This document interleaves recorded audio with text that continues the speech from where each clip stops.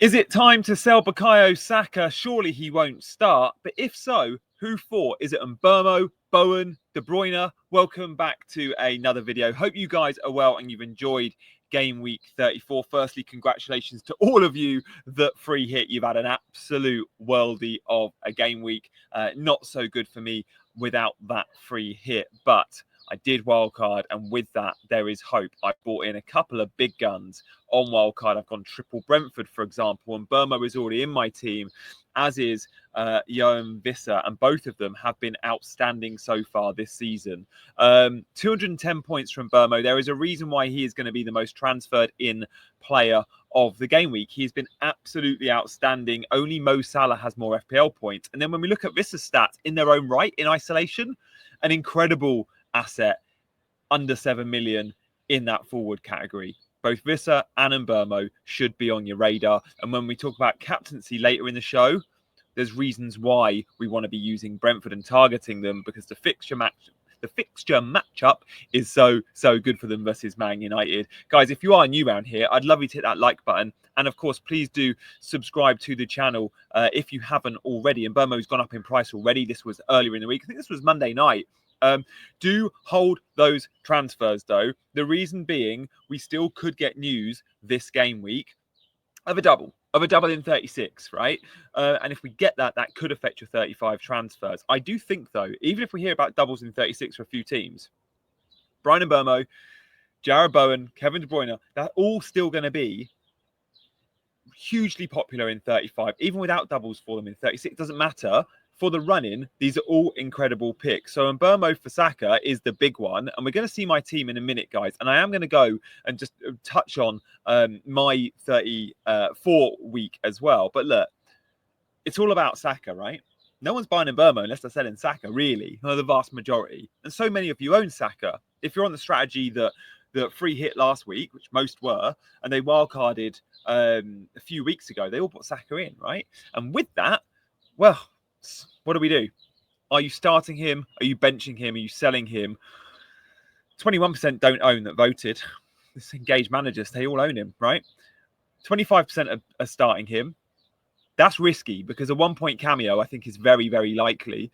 Benching him altogether, 10%, fine. If you can cover him and you've got a great sort of 7th or 8th attacker to come in.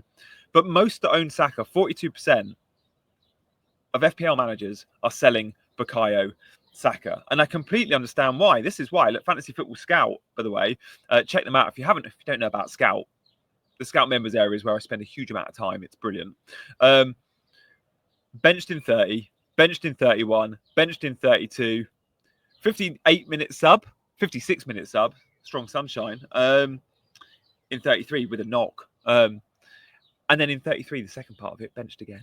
Now against PSG, as you'd expect, plays the full game. It is a Tuesday, Wednesday turnaround, and with that, there is hope. It's not a Wednesday, Tuesday like Inter and Barca, or a Thursday, Thursday like Man United Spurs. Tuesday, Wednesday means there is hope. But why would you risk him? Because, especially now, the way the tie is poised, if it goes to 120 minutes in Paris, you need Saka on the pitch. If you played him in a dead game versus Bournemouth, why would you risk that? This is Arsenal's season.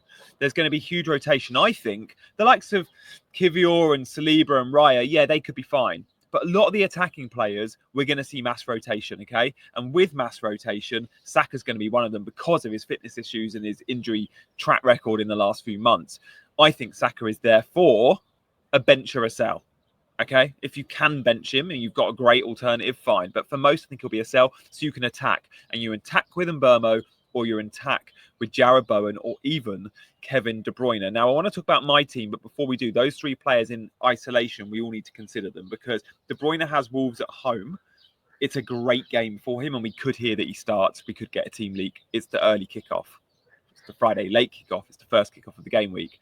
And Mbeumo and Bowen, clearly, we know why they're so good. Talisman for their teams. If you're ranking them, Mbeumo is ahead of Jarrod Bowen for me, but I own Mbeumo, which is why Jarrod Bowen is firmly on my radar. So this is how I'm set for game week 35.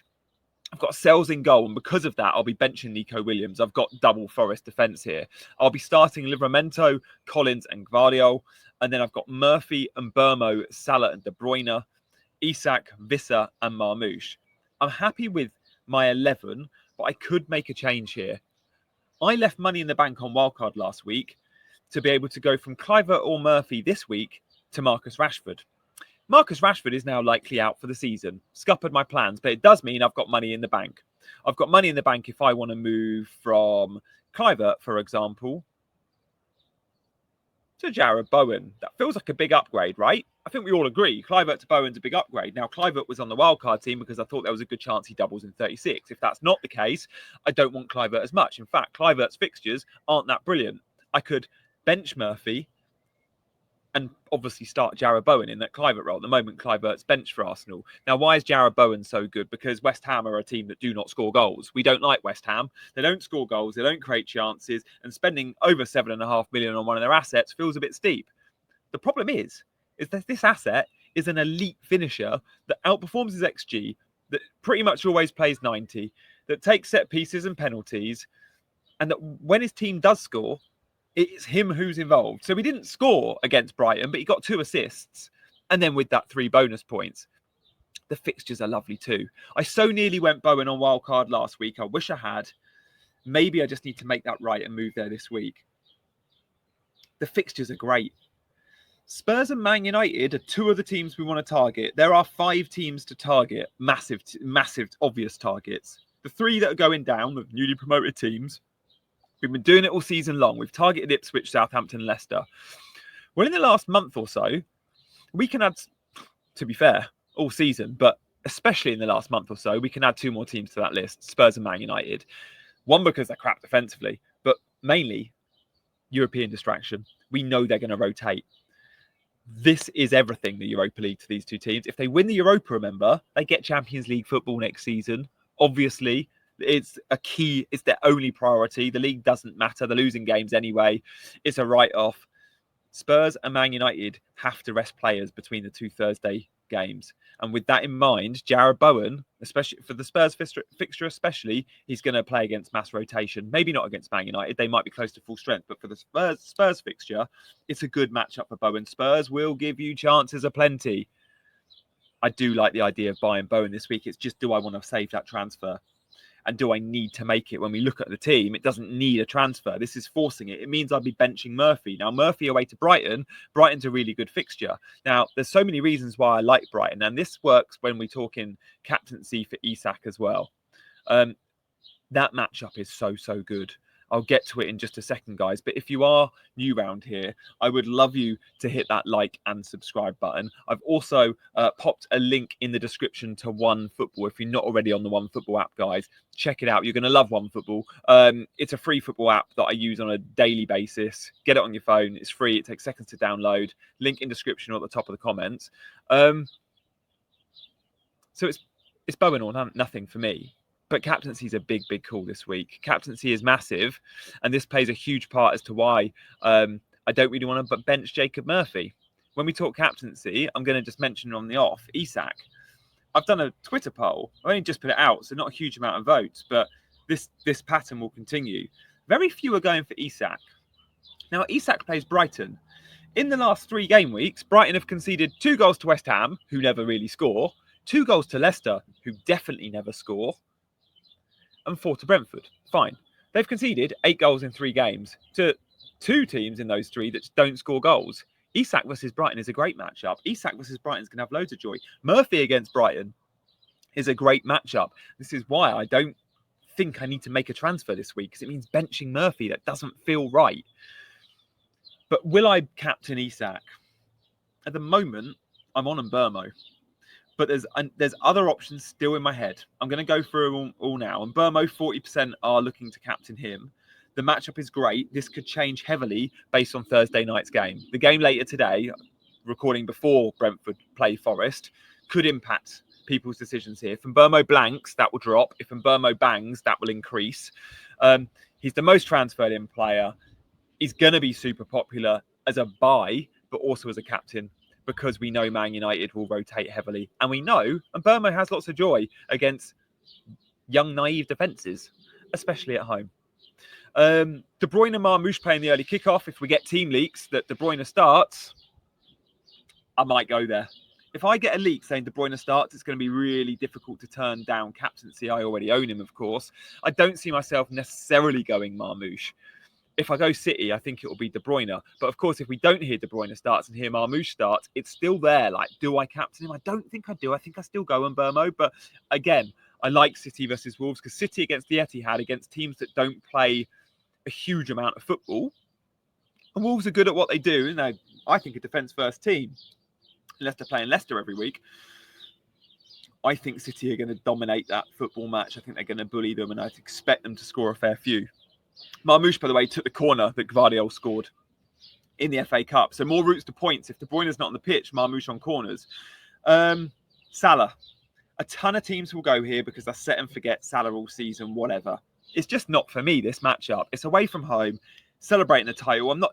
Mo Salah wants those individual awards. Goals, assist records matter. He's not been massively celebrating this week. Salah doesn't drink. Yeah, he's not been partying. Fine. His teammates probably have been.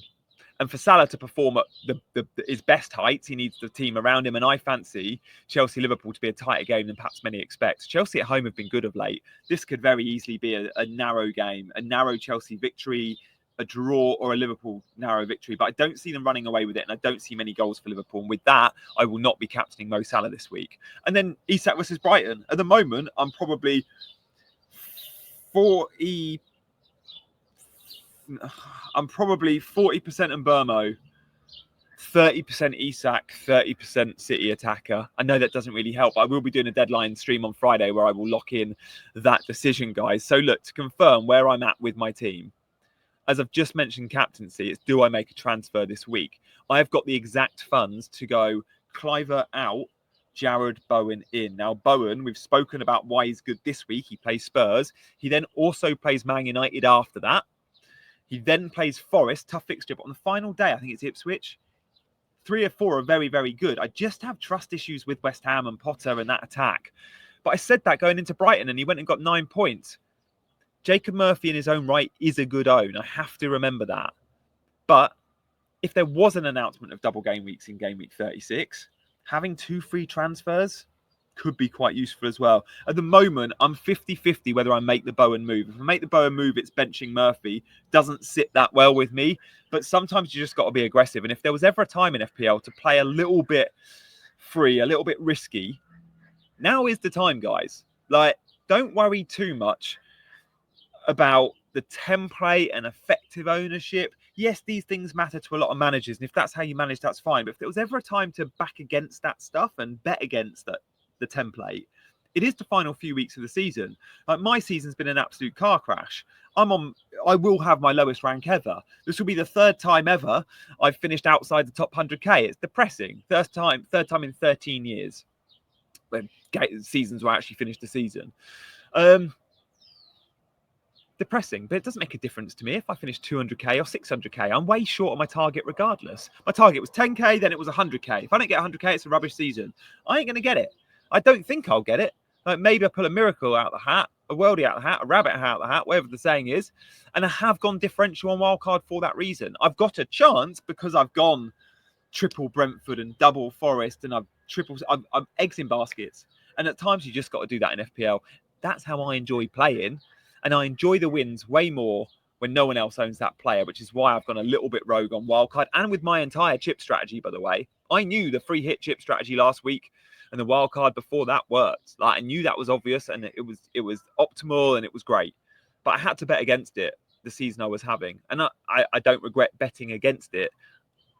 It's one of those things. Guys, if you've enjoyed the video, please show your support, like and subscribe to the channel. I'd love you to drop a comment if you've got a question. Apologies if the connection's not been the best. But I will see you for a deadline stream on Friday. Take care, guys. Bye-bye.